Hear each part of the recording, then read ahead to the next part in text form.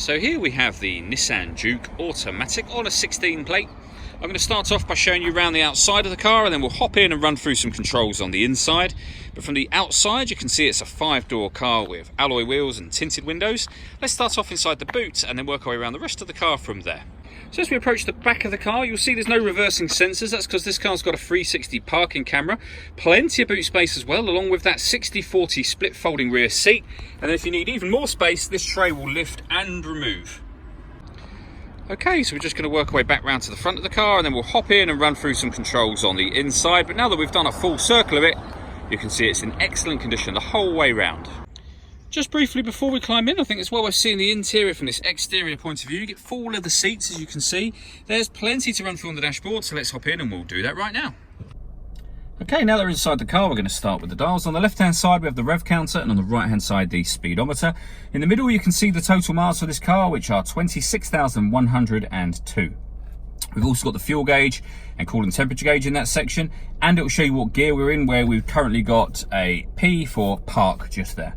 If we back out to the steering wheel, on the left-hand side, we have stereo controls and phone controls, and on the right-hand side, both cruise control and speed limiter.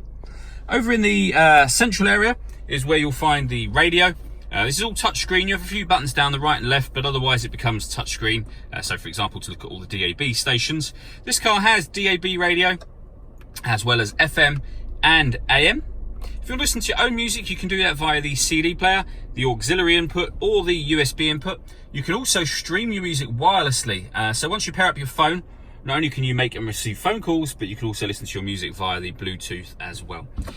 I mentioned when we were at the rear of the car that this car has got a 360 parking camera. So you'll see we've got a reverse camera just there with guidelines showing you what direction the car is headed in relation to the image that you see on the screen.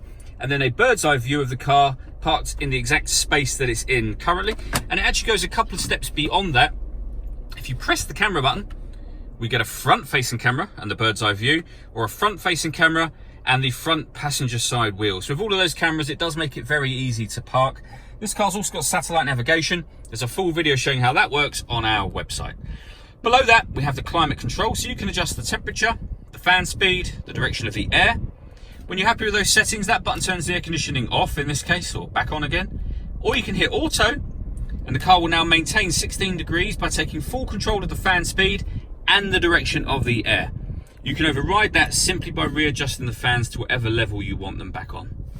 Under that, we have the auxiliary and USB inputs that I mentioned previously, as well as a 12-volt charging socket, the gear lever for the fully automatic gearbox, and then underneath the central armrest, both driver and passenger heated seats.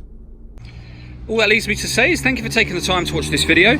If you'd like to come and see the car in person and have a test drive, please feel free to call any of our MJA sites. We'd love to hear from you soon.